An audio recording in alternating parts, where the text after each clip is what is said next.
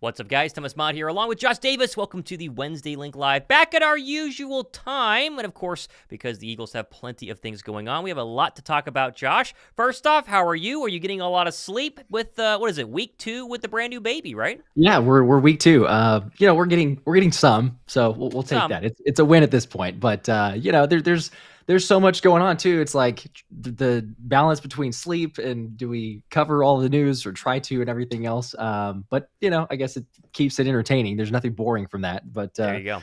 Here we are. You got to like that. I got to ask you, I've not seen, I'm sure your reaction video will be out later on tonight.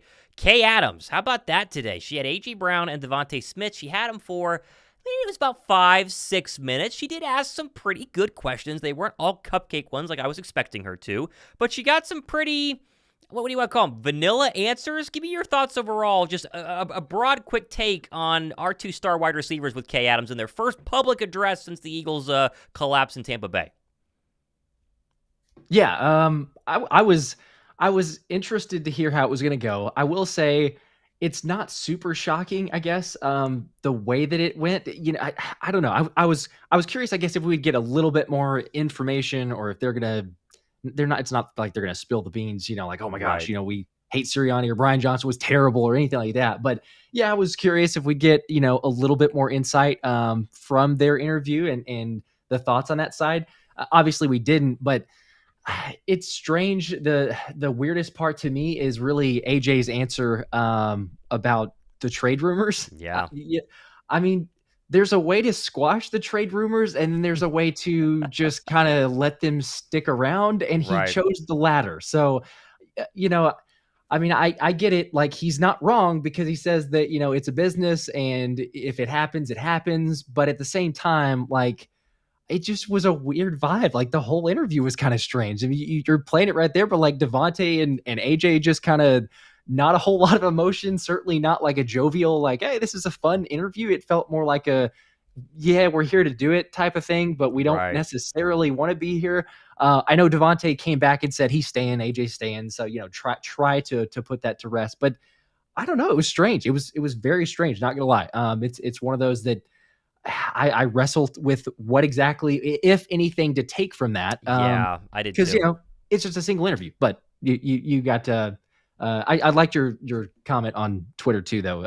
Not a cupcake interview, so that was pretty good. That gave me a laugh. But I was trying. No, listen. I totally agree. There's not much to take from this other than the fact that it wasn't like, Kay, I'm not going anywhere. 94 WIP is ridiculous for starting this trade rumor, because that's where it started. It was started on one of the shows, just being like, what would you do if we actually traded AJ Brown? But he didn't do that. But at the same time, you mentioned it, they didn't really want to be at this interview. Now, for people who know what the media business was doing here, they were sponsored by Bounty today, the quicker picker-upper, and they're paid to go on and do these interviews. That's literally what it is. Like, you're basically able to, at their level of fame, get a sponsorship to go on other people's shows and talk about, your football team. Like, that's literally what it was. So credit to them for getting their bag and doing their thing. There wasn't a lot to take here, though. I think I was a little bit bummed when she asked about Kellen Moore, and they didn't really light up. They didn't really do anything. It was like, hey, Smitty, what do you think of Kellen Moore? And he goes, well, I haven't talked to him, but just get us the ball and we'll be fine. You're like, man, can you give us a little something there? Like, I get it. Like, just give us a little something about, man, hey, I'm excited. I'm excited to see what can happen with Kellen Moore. I love the idea of using pre-snap motion. Didn't do enough of that last season. It's either they're trying too hard to protect the guys that are already there, a.k.a. Sirianni, or they just don't really care what the media thinks and don't really want to give anybody any sort of, insight into the comings and goings of the Philadelphia Eagles. Yeah, I'm with you. It's just, you're right. They got paid to be there. The entire interview felt that way. So you'd love it as, I'm sure we've both been on the other side, the reverse side with Kay, where you're trying to have an interview. It wasn't a clunker like a Jim Harbaugh type of interview. We were reminiscent of the Colin Cowherd, and that just was terrible. But it's still one of those, it's like very forced. It's not a natural, it's okay. Hey, when is this thing going to wrap up? Basically, it's fine. And, I'm going to see some comments here of, low key here says, could have asked him straight up if he wanted to stay.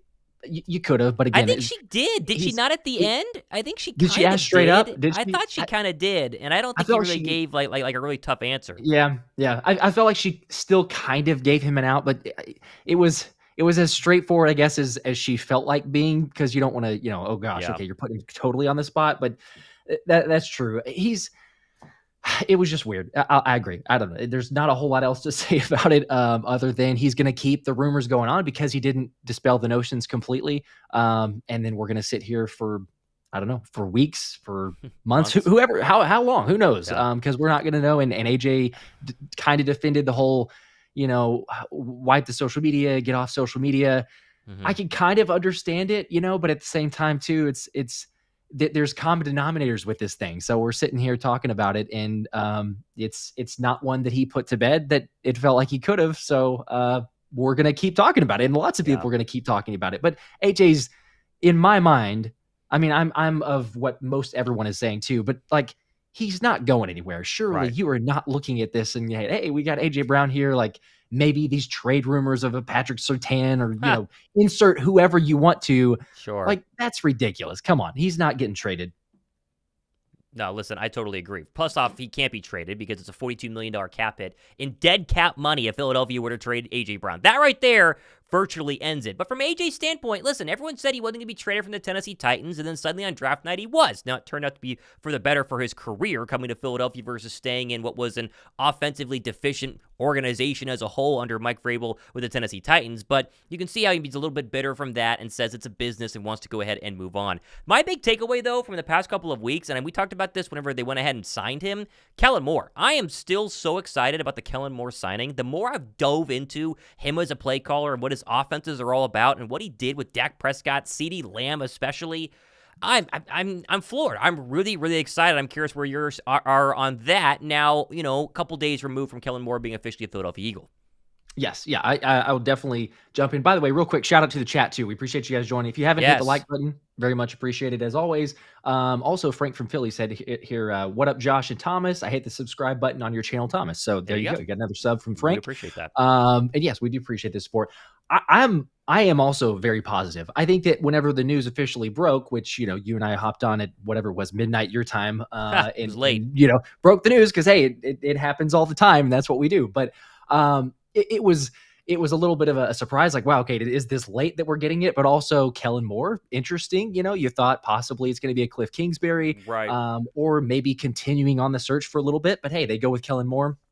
You're right. The more that I look into it, same deal with you. Watch your breakdown of it as well. I mean, this is maybe going to be too positive, but what's not to like? I mean, we look at what we saw from the previous offense, and there's going to be so many changes that these guys are going to be put in spots to win. Now, to your point, going back to DeVonta and AJ's interview with Kay Adams, like, there wasn't a whole lot of positivity about Kellen Moore. It's just kind of like, hey, what did DeVonta say? Like, just get us the ball, basically. All right, yes, but I'm just saying, we all, I think, looking at it objectively, see Kellen Moore's offense and the potential and the possibilities there. Go take a look at all the other breakdowns as well. Yeah. And it's going to make life so much easier for DeVonta Smith and AJ Brown because the routes or the lack of routes that they run, it's going to be incredibly different from what we've seen. And so, again, that's if they give the keys to Kellen Moore and Nick Sirianni's not, still fully ingrained in the offensive scheme. But if it's, hey, Kellen, this is more of your thing than mine, there's so much reason to be optimistic here because it's going to set up everything else. We're not going to be 89% of the time in the gun like we've talked about. You're going to have some new wrinkles. I can't even fathom what it's going to look like to have Jalen under center, quite honestly. We're going to run some play action. Are you kidding me? Like, there's normal things or what feels like normal for some offenses that we haven't seen. And you got the skill players. Like, if Kellen Moore was, excited to potentially go to LA and work with that offense, there's some players there. I mean, there's some good talent, no lie, but you look at the difference with Philly and the potential of what you could scheme up. It's going to be incredible. And so, yes, I'm excited about it. There's a long way to go. Potential of, do you add anybody else? Free agency, the draft, you're probably going to have a new running back would be my imagination there. I think so too. But yeah, I mean, overall, this offense is going to be drastically better.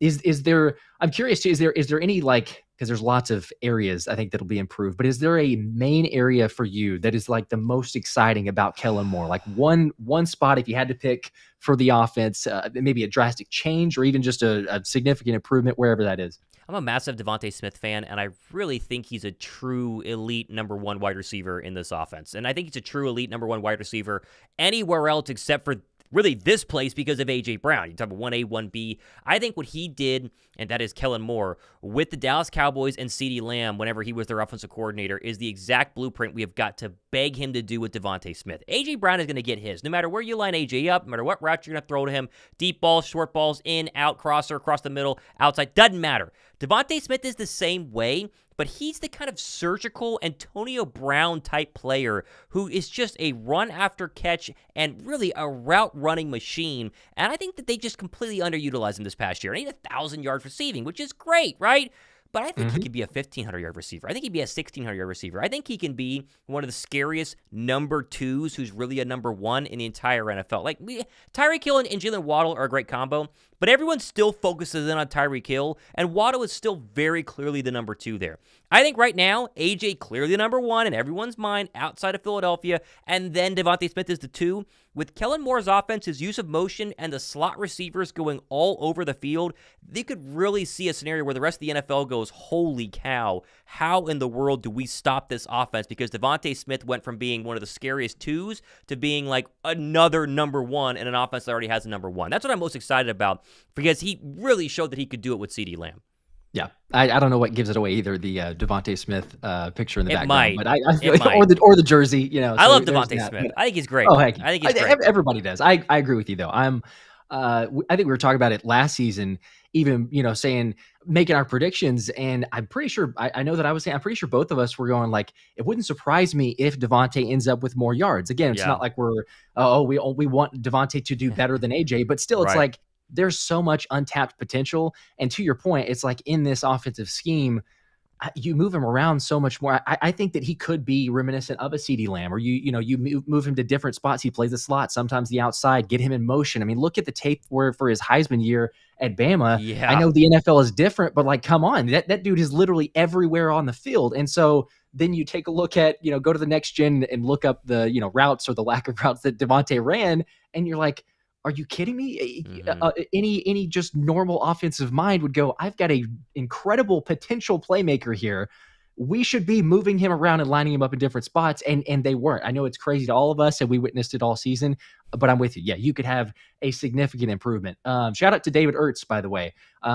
Maybe no, I'm not sure any relation to Zach Ertz, but shout out to David Ertz says, what's up, Josh and Thomas, Eagles Nation in Toronto, Canada, watching you guys. Appreciate you from Canada, eh?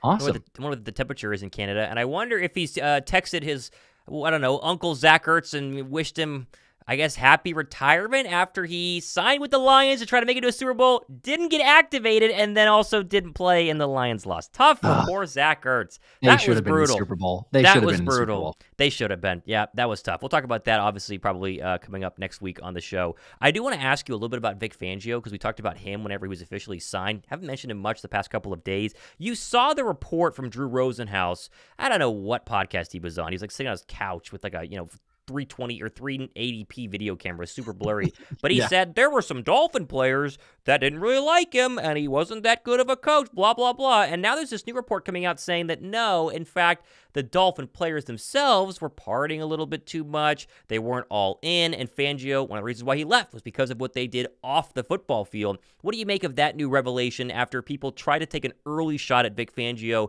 for being a non-players coach?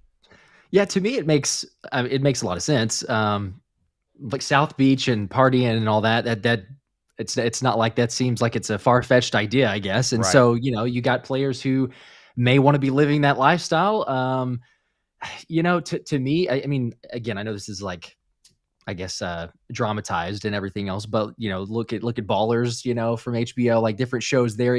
It's a different, not everyone, I will say that, definitely not every player in the NFL, but it's a different feel probably, than it used to be. And so with Jaws commenting, and he had Dante Whitner and Patrick Willis and several others that are standing up for Fangio, it's changed, but still, I think at the end of the day, regardless of a little bit of the culture or the feel or dynamic of the league and social media and, all this other stuff, like if you want to be great, there's a time for, there's a time for work, there's a time for play. Like you have to get ingrained in that. And hey, you know what? If some of the guys weren't willing to or not buying in from that side, I'm not too concerned. So I do kind of agree with Jaws in saying like, hey, look, coach is coach. And so if he's a little extra motivation, if he's going to, I don't know what it was necessarily, there weren't too many specifics, but calling out players or getting in their face or, I didn't ever see anything throughout the season, like publicly putting them on blast. But if it was, with the team, maybe that irritated them, I don't know. But overall, I'm like,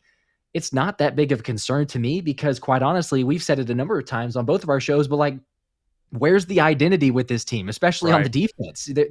There's not really going to be a vocal leader, assuming that Fletch doesn't come back. And that's I think a very significant possibility that Fletch doesn't. And so, you maybe say BG, but again, it's his farewell tour. So you're really hoping for someone to step up because, next year there's no one on that side. And so with all that lack of identity, I think it's, hey, if it's a little bit more abrasive, fine. That's a better thing to me because it's a young unit. It will be a younger unit. You're going to draft, I don't know what it'll end up being, but I'm going to guess out of your 9 selections, you're probably going to take 6 on defense. You should for the lack and the holes that you have.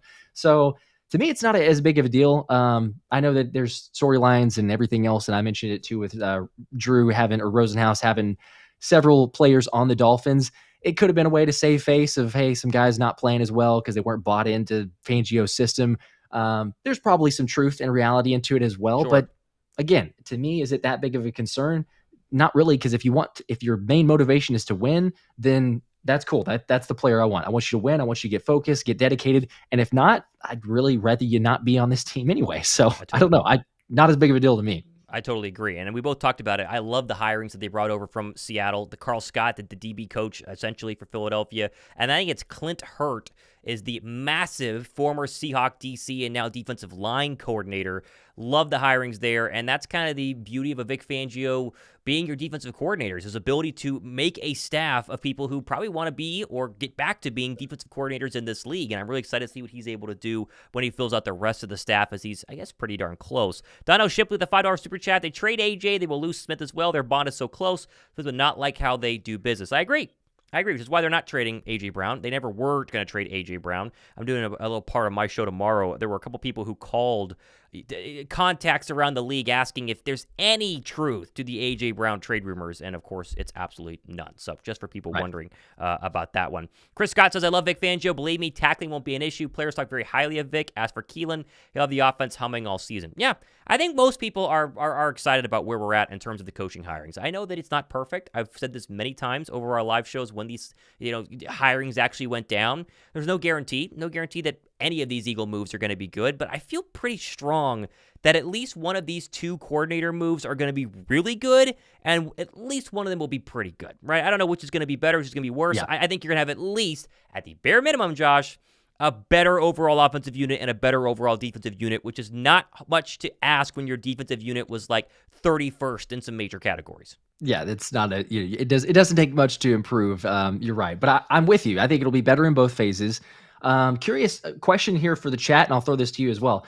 So if you had to pick, one's going to be better than the other, offense or defense, sure, what will be the bigger improvement? I know it's maybe kind of a handicap on the defense, as bad as it was, but still you could talk personnel wise, lack of scheme and all this other stuff. If one area is going to have a bigger emphasis or bigger improvement, is it Kellen Moore taking over for BJ, or is it Vic Fangio taking over for Desai? I'm going to go Kellen Moore just because I think the offense was incredibly vanilla, which I think is going to lead me into my next question here in a second. But listen, the defense can't get much worse. It just always felt like, though, that the defense just needed to get us one stop and we'd at least be okay. They did a lot of that under Desai the first half of the year. They got us one stop against the Chiefs in the fourth quarter. You think back to the Kevin Byard interception in the red zone, and the offense was able to make a couple of plays. But towards the end there, they couldn't get any stops, and the offense couldn't move the football, and the result was what happened in the wildcard game. So I would say the offense, but I think the defense is going to be a lot more physical and just a lot more prepared. They seemed so out of sorts all the time, unsure of coverages, unsure of, what they need to run in terms of getting stops. And I think that's going to change a lot with Fangio as the DC. What do you think? Yeah, I think so. I could definitely see some differences there. Andrew Nathan mentioned something good here too. I forgot about, but he said, listen to John Clark talking to Jim Mora, and he said Vic isn't a yeller, but he expects the players to put in more work mentally after practice, staying later than normal. So again, just the emphasis of not only understanding, teaching, learning, but putting in the work. And hey, you got to do that to be great. there's not as much of an issue, I think, from, I guess, the offensive side. But again, you got younger players on defense. So I could see where you'd have it on, I could see where it would make sense offensively or defensively. For me personally, again, I get there's a fair point as far as the difference between Desai and then Patricia taking over. I would say I almost want to say defense, because in a way I feel like you're going to have not only I think Fangio is going to make a huge difference for sure, but I also think that the coaches or positional coaches that they've brought in are going to be drastically better. Like there's almost a underestimation, that we just, oh, hey, there's the linebackers coach, for example, like DJ Elliott. Whenever he was hired, I was like, well, I don't know that I love that, but sure, whatever. It's positional coach. It does matter, but it's linebackers. We'll see. There wasn't as much of a glaring concern. Personally for me, some people, hey, that might have been, oh my gosh, what are we doing? But it was like I kind of glossed over it, like, oh, we'll see.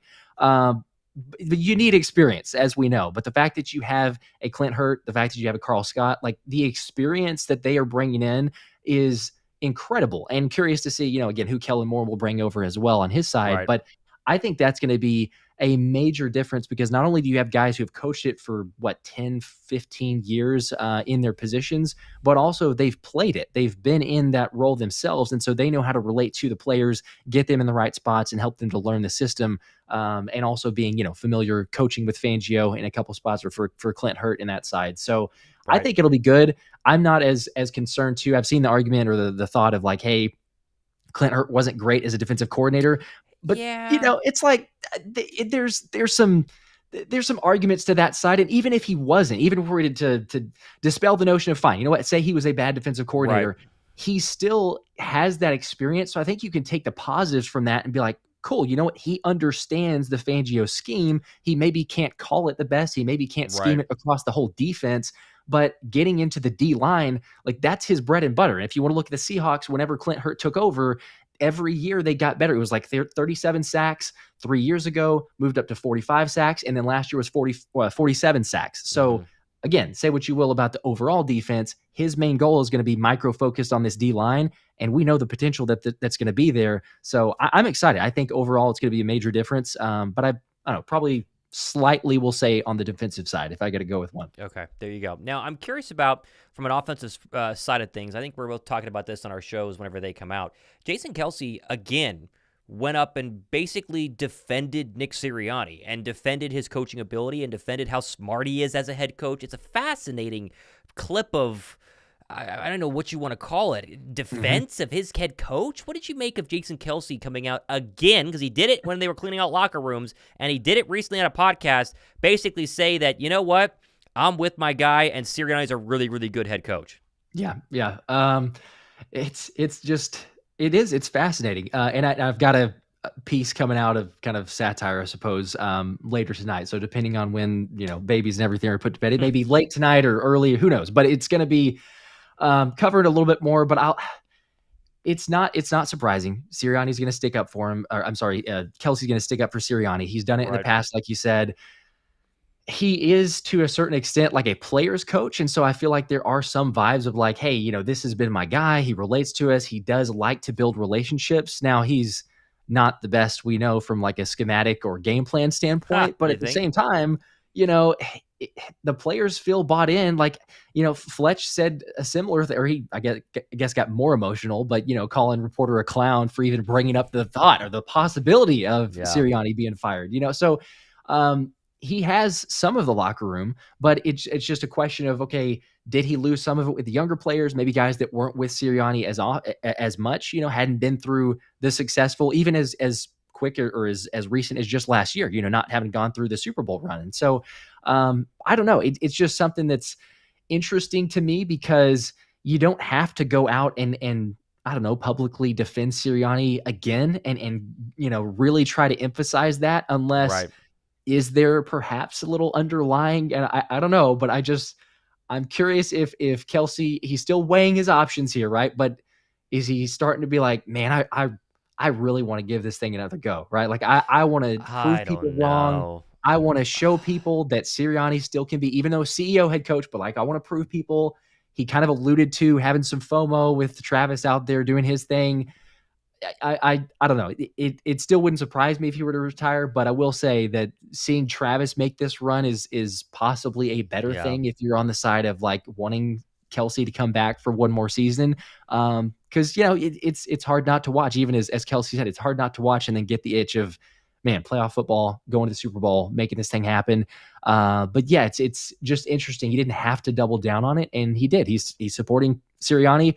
I don't know that I buy it necessarily just from the eye test and what we've seen, but inside the house, inside the locker room, he's seeing enough, I guess, to go out and publicly, defend him for, second or third time or whatever it is now. So I don't know. I don't know that I fully buy it though.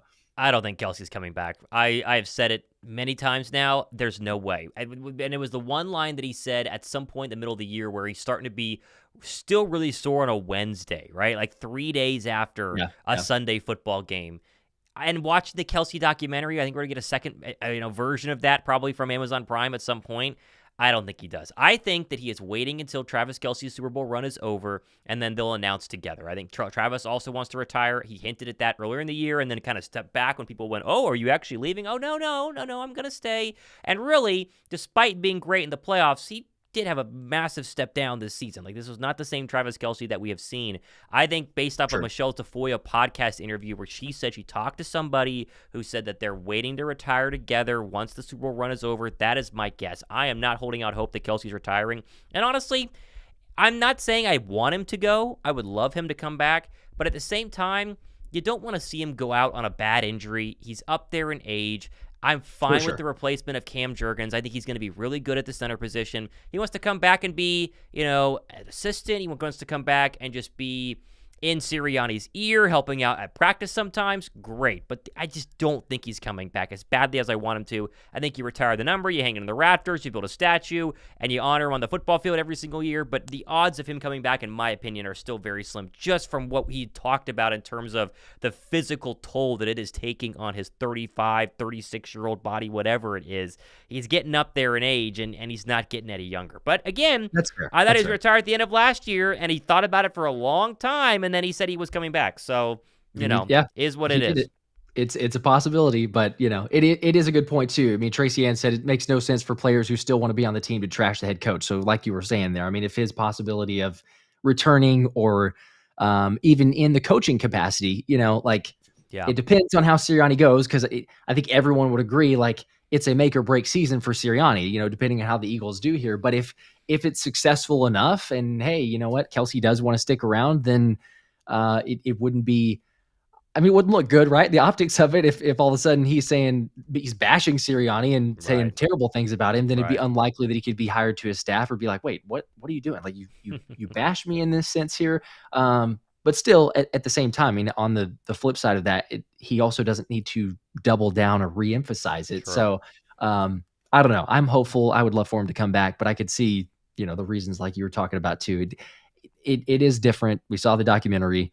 It's taken a toll, no doubt. But gosh, I don't know. Just the way that it ended, if it ends that way, is going to make it so much more emotional. And and to your point, like, there's for sure going to be a sequel to this documentary. I would highly doubt. I haven't heard any announcements, but I mean, come on, there's no way they wouldn't continue it from this season. So as if the last one was not emotional towards the end, for the reasons of the Super Bowl and thinking that might be it. But this season, oh my gosh, I can't even imagine even watching that. There's going to be tears for sure, but the fact that the people send him out that way, it's going to be brutal.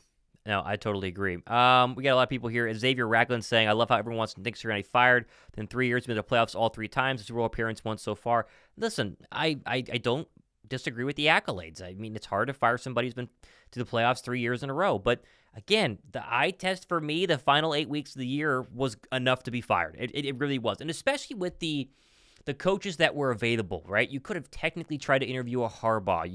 We're kind of iffy on Bill Belichick. We'll talk about him in a second. Ben Johnson was out there as well. Bobby Slowick, who is going to be a head coach next year, goes back to the Houston Texans to continue to be their offensive coordinator.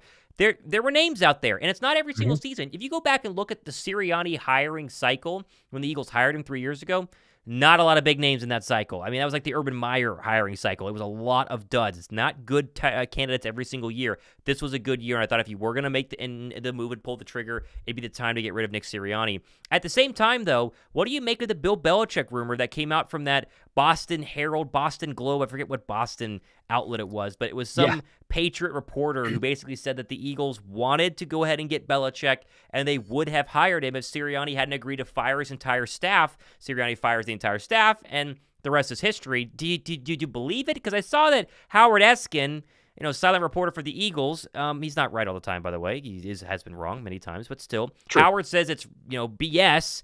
Do you think they really were that interested in Big Bill Belichick?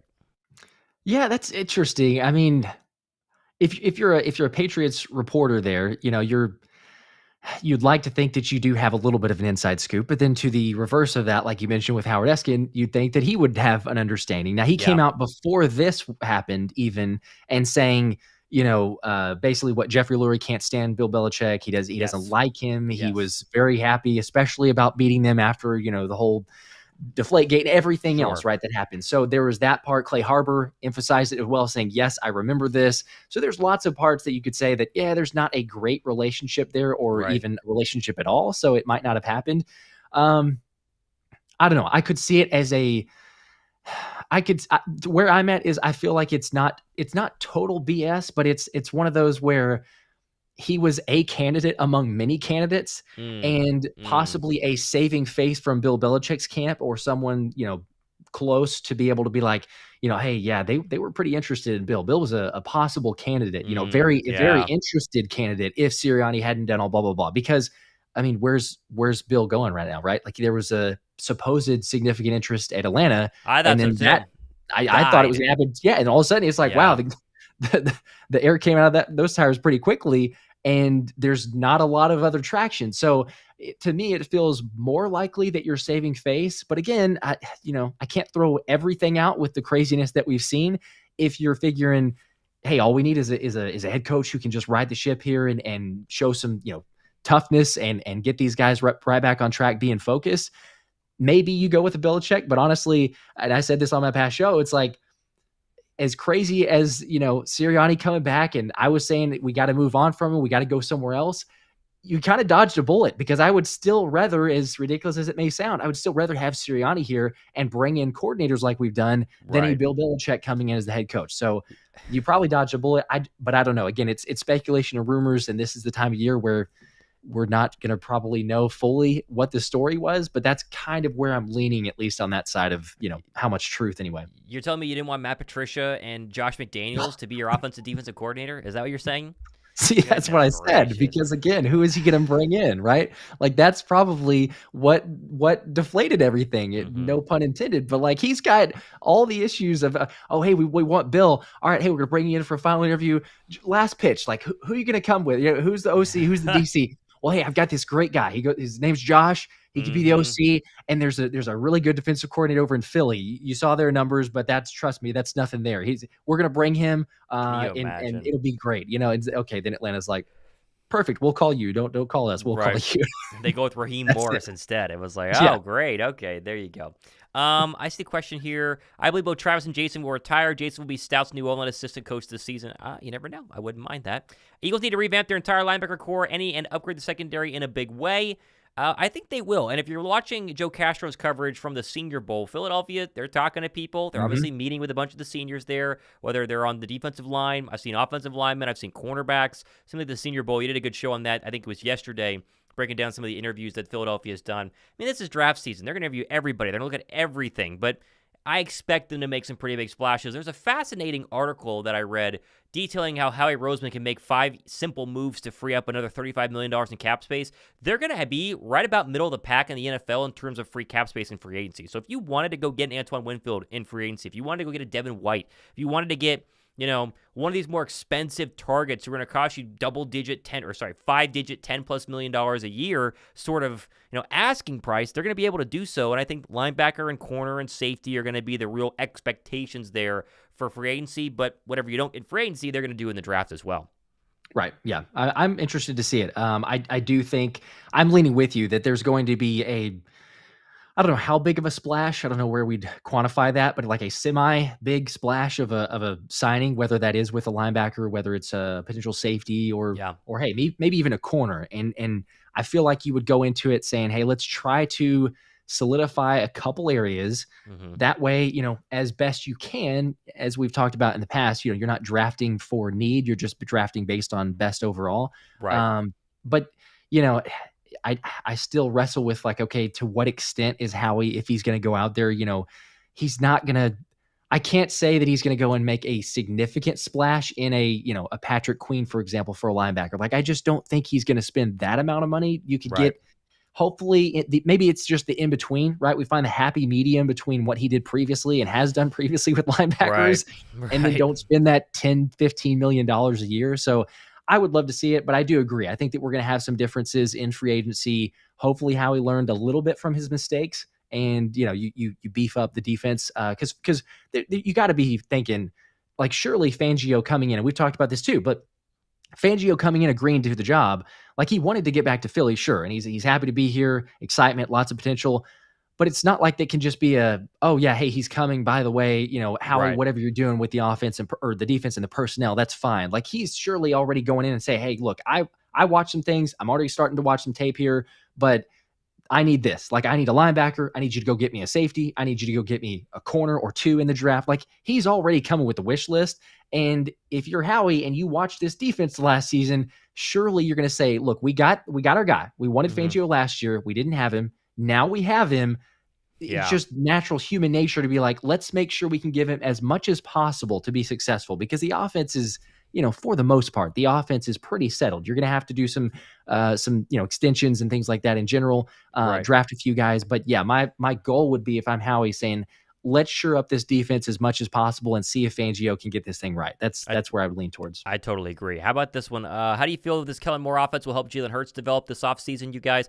I think it should help him a lot. And it's very hard to know what exactly happened to Jalen Hurts this year. Was there an actual regression? Was it just play calling? Was him trying to change up the plays at the line because he knew how bad they were and was trying to, manage the game pre-snap in the final 10 seconds of the play clock? We don't know. We don't really know how much he regressed despite still having a very good season and through 11 weeks being the NFL MVP. But I do think you're going to see Kellen Moore just give him a lot more to work with on offense. A lot less one read, simple looks, a lot more RPO. People forget that Kellen Moore likes to run the RPO. It's a great breakdown on YouTube. You can look it up, where Yep. he details the RPO for 5 minutes. Like, he likes the RPO, but under center, play action, and setting up really, really good routes to make sure receivers are open. Jalen didn't throw to a lot of open receivers this year. He was throwing people open. He was making accurate throws, through some interceptions as well, but he didn't have the wide open guys that you see, especially during championship weekend in a Kyle Shanahan offense or a Ben Johnson offense or an Andy Reid offense. Like, you just don't see that. And you didn't see that in Philadelphia this year. And that's my hope, is what Kellen Moore is going to be able to do. Jalen Hurts has proven to us he can outduel Patrick Mahomes on the biggest stage. He's proven to us he can be a top 5 quarterback. He did it last year, both of those things. But now he has to do it consistently, year after year after year, like Mahomes does, like Josh Allen does, like Joe Burrow does, to be able to stay in that top 5, top 7 quarterback conversation. And I think Kellen Moore is going to be able to help him and be able to make sure that he's able to do that. That's my big hope. But obviously, We'll see what happens. Do you guys think Kellen Moore is as good as Shane Steichen? Who knows? I mean, seriously, who knows? We forget. Yes, the Eagle offense was better when Steichen took over 6 weeks in 2021, but it didn't make him foolproof, right? Steichen needed an extra year with the players, with Hurts, to get them to 2022 Super Bowl form. Will Kellen Moore take more than a year? I don't know. But I agree with Kubachi, who says RPO had us rolling last season. I know, and they stopped using it. So was he injured? I mean, all these questions that we don't know the answer to. I'm waiting for Bounty or one of these other companies to sponsor Jalen Hurts going on a show to give us a little bit more insight. That would be nice, and maybe he should do it on our show. Why not come on like a show Eagle fans love and tell us how injured you were? Let's do it. I don't know how much it would cost. It would start a GoFundMe right now. We'll wait for 5 seasons, but eventually we can get him on the show and pay enough to. But I'm with you. Yes, if we can get the answer to that. I don't know. I think it'll definitely be better, like we've been talking about. Is it going to be as good as the Shane Steichen? Who knows? That's a whole other argument or hypothetical that we could play. But you're right. I mean, you look at the offense or the breakdown, and Brett Coleman did a good job of it, of a couple different scenarios or differences for what Kellen Moore loves to do.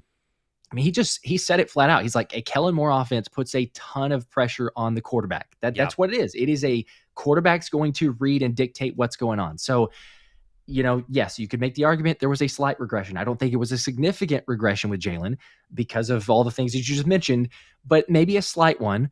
But I think that it's also, hey, look, you paid this dude $255, right, and let's go. Like, you got to ask it from him. And the thing that I love the most, and we all know this, like everyone who's, seen just a brief bit of Jalen Hurts or knows a little bit about Jalen Hurts, it's not going to be lack of work ethic. It's not going to be lack of him showing up in the building and trying to get everything down. So that compared with Kellen Moore's ability to train up a quarterback and has already played the position, I think you'll see a pretty significant difference. And I know I've said this, and I've had a lot of people on the show comment as well saying like, well, hey, Jalen, it's not all on Brian Johnson. It's not all on Sirianni. Jalen needs to make checks at the line. For sure, he needs to make checks at the line. There's other things that he could have done against the blitz. Now, they weren't making life easy because they never called anything to help him.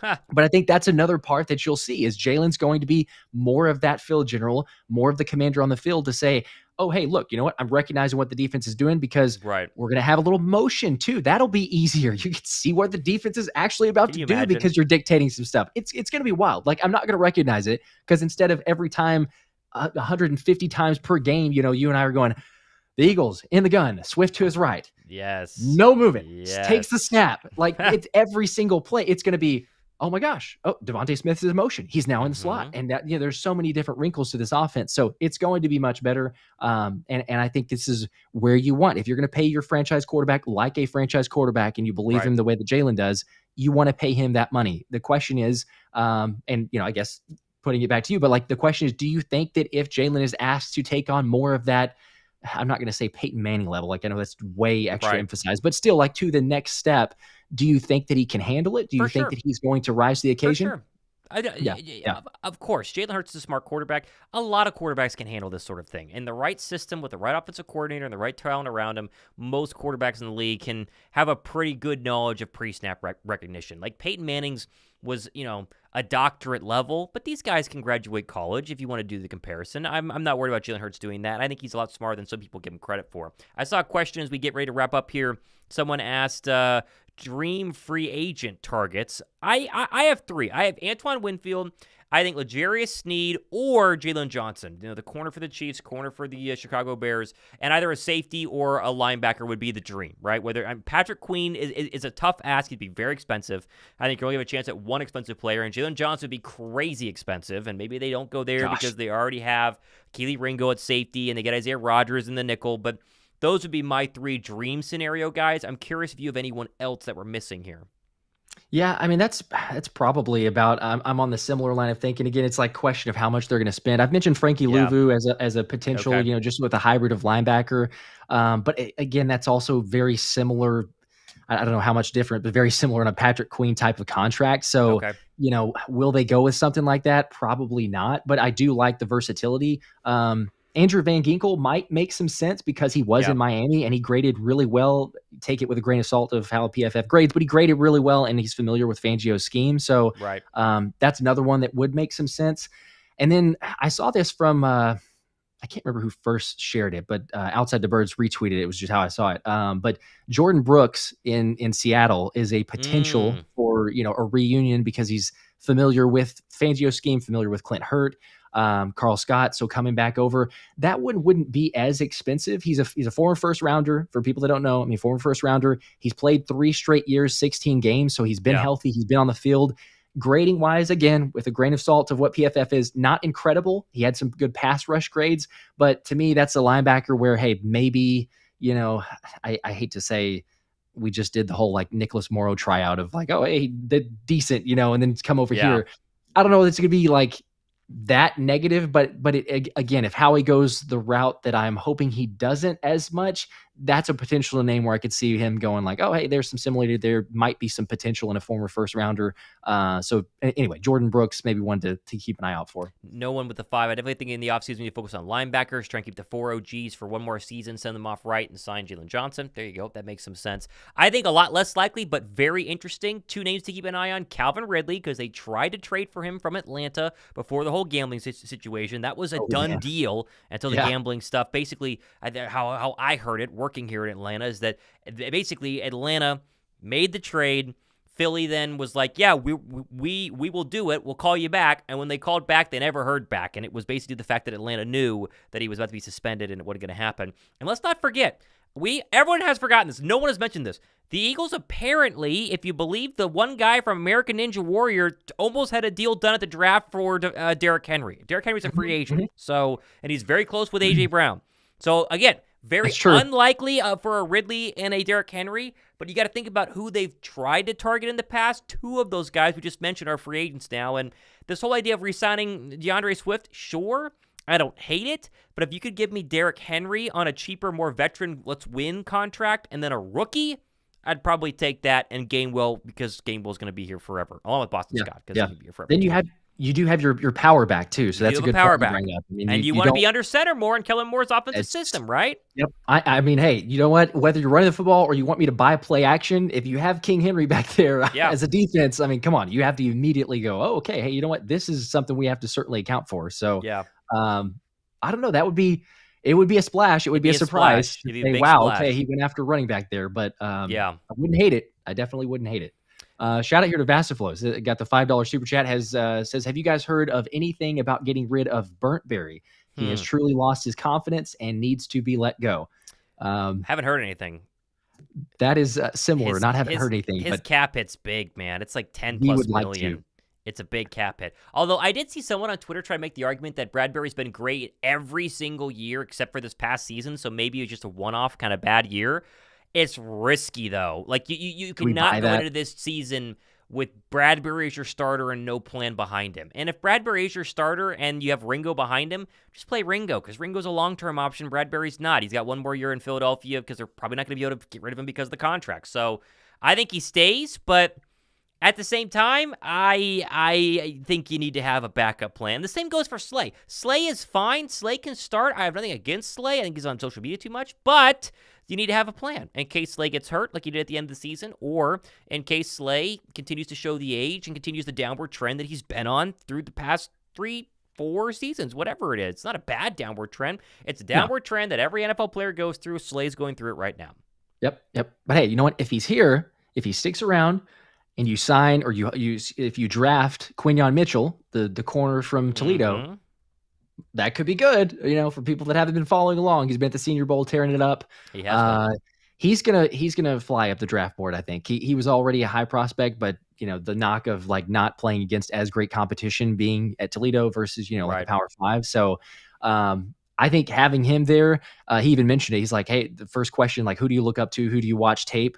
He said Darius Slay. So we know this covering the draft last season, which, by the way, we're going to have the draft for anybody who wants to hang out. It's going to be a blast. We're going to give away stuff. It was awesome last year. But speaking of the draft, players don't just randomly throw out players like this time of year. You're coached up by your agent before you go to this thing because you're going to have hundreds of interviews. They're going to ask, who are you similar to? Who do you play like? Who do you take other things from? There's a reason you throw out certain guys. And, his first reference was a Darius Slay. So his agents probably tell him, hey, Philly is a good potential spot for you because you don't play a lot of press coverage. He doesn't play a lot of press coverage, but Philly is a great place to be. They might be in the market. So wouldn't be the worst thing to throw out a Darius Slay. Now, again, will it happen? Will he even be available at 22? I don't know. But so far from what we've seen, I mean, I wouldn't be too upset if we saw Quinyon Mitchell go into the Eagles. That's what I'd say. I do not hate it at all. I'm trying to think of what's the first name? Oh, yeah, it's Ladd McConkey. I was thinking Stan McConkey. Ladd McConkey's been looking really good at the old Senior Bowl. Another one of those slot, dare we say, cerebral cornerbacks, if you will. That's what they always compare those guys to. Looks like a Wes Welker or a Danny Amendola or a poor man's Cooper Kupp. I like this comment here. It says, Jalen Johnson, Jalen Hurts, and Jalen Carter. Crazy. We are just a team of Jalens. As many Jalens you could possibly get. That's what we All need the to do. Jalens. The more Jalens, the better overall. Did it confuse you at all? Speaking of, this is where my mind went, but with the similar names, every time that I started to say Clint Hurt, I kept saying Hurts because yes, of, I did Jalen too. Hurts. I typed every it. Single, yeah, I yeah, typed it. Yes, same deals. Typed it. I said it. Horrible. People comment like it's Hurt. It's singular Hurt, and I was like, well, sorry, Hurt. because it seems natural to say Hurts to it. But also, shout out to the Seattle Seahawks YouTube channel for having mic'd up clips of the two coaches who are not who are basically assistants now on YouTube for us to be able to include on our shows. The amount of times that we talk about a coach, there's no clips of that coach on YouTube. Seahawks YouTube channel, really good job. You know who doesn't have a good YouTube channel, though? You probably noticed this. The Patriot YouTube channel is terrible. They have no good clips, and it's all in 720p. They're like back in the Stone Age, man. The Patriot guys got to get on there. They're terrible. Terrible. You're really right. bad. It's so much better whenever really you're going to download that and it's like, oh, great. It's at least 1080 here. Yes. And we can actually find the clips. But no, it's good stuff here. Gosh. Eagles should keep Nakobe Dean, says Cyrus. They will, but will he start? Jeremiah Trotter Jr. aside, I got to do a little more draft work. I'm not in draft mode yet. I'm in free agency mode, and really I'm still in end-of-the-season coaching mode. But once we get draft ready, there are going to be a lot more linebackers than Jeremiah Trotter Jr. Not to say he's not the one. He's a really good one. He's a name that would just scream Philadelphia. We'd go nuts if they got Jeremiah Trotter Jr., but there will be others. But as long as they get a linebacker, I think that second round draft pick, or one of the 2 second-round draft picks, you got the Saints one this year as well, that's the one to really go, hey, I'm committed to linebacker, big high draft pick, and get yourself one, whether it's Trotter Jr. or somebody else. That's just my take from it. Yeah, I agree. Jeremiah Trotter Jr. is obviously the sexy name, the one that we would love to see, the midnight green and all this other stuff, but the only main knock or the initial knock that I've seen and heard also is like, okay, look, we've got Nakobe Dean. It feels like Howie's going to try to give this one more go. Like that's his guy. That's who he believes in. Whether Sirianni believes in it or not, he's nodded every time. That it's almost like one of those where even in the presser, it's like, that someone doesn't necessarily agree, but you're going to go ahead and speak for him. Where Howie goes, he's like, me and Coach Sirianni kind of reaches over to him. We both believe in Nakobe Dean. Sirianni just kind of goes like, yep. I was like, does he believe in him, or does he feel like we could have a better option? He may be stuck with it in that sense of, hey, give it another year. Right. But again, the knock potentially is, Jeremiah Trotter's not a junior, is not as big of a linebacker. I think he's 6 foot 230. Yeah, he's similar not size. Massive. He's not massive. So you might look at, another guy if they're going to go draft, or again, free agency, which is kind of why I like Frankie Louvu, or another potential option like that, is get a bigger guy, 6'3", something like that. Yeah. Have a little bit more size and versatility on that line. Because I don't know, I would love if you have 2 linebackers back there that are 6 foot, and for Nakobe, it feels like 6 foot's even a little bit generous. I don't know that he's quite 6 foot. So we'll see. But yes, tons of draft coverage to get into. I'm right there with you of just barely getting into it now, but it's I hate this time of year in the sense of where we're at, because I would love to still be playing, obviously, and being a Super Bowl, looking ahead to that. But it is exciting, at least for the draft coverage. So I'm looking forward to all of that. We're going to have tons of shows and content and everything else leading up to the draft. So that'll be a blast. Right on. All right, we're going to go ahead and wrap up here. Josh has for those who still don't know, he has a newborn baby who is a week old now. What is it, a week and a half old now? So it's just over 2 weeks. Yeah. The sleep is always a little rough. So we're going to end it here just shy of an hour, wrap it up, and let him finish up his show for tomorrow. And we'll catch you guys on next Wednesday's Link Live. We do it every single Wednesday at 7:30 p.m. So for Josh Davis, I'm Thomas Mott. Signing off. See you guys in the next one.